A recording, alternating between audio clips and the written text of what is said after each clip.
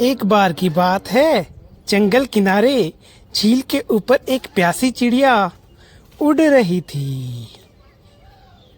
तभी उसे पर्वत पे रखा हुआ एक घड़ा दिखाई देता है। वो तुरंत उसमें से पानी पी जाती है। तभी उसे एक आवाज आती है।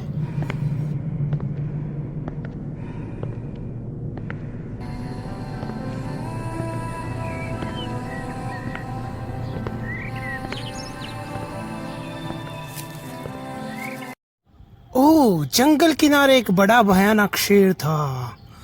ये देख के चिड़िया डर गई। तभी चिड़िया और शेर आमने सामने थे।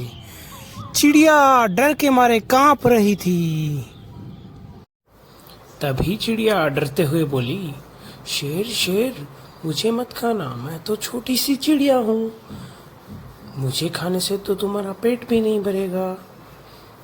क्यों ना हम अच्छे दोस्त बन जाए। तुम बहुत शक्तिशाली और मैं बहुत बुद्धिमानी। उस दिन के बाद से दोनों अच्छे दोस्त बन गए और साथ साथ जंगल में घूमने लगे। वो जंगल में खूब अलग अलग जगह जाते और साथ में काफी मस्ती करते थे। एक दिन वो जंगल से गुजर रहे थे, तभी उन्होंने एक आवाज सुनी।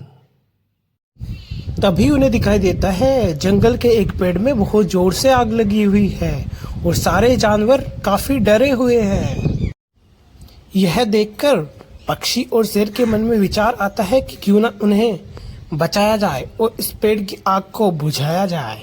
अब पक्षी पानी की खोज में जंगल में भटकने लग जाता है। अब उसे दूर पेड़ पे रखा हुआ एक पानी का बर्तन दिखाई देता है। वो बहुत खुश हो जाती है। अब चिड़िया उस बर्तन को उठा लाती है।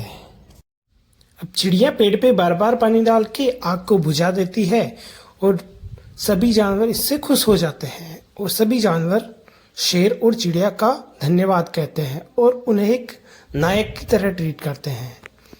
तब से वो शेर और चिड़िया इस जंगल के सभी जानवरों की रक्षा करते हैं और हमेशा उनके लिए तैयार रहते हैं।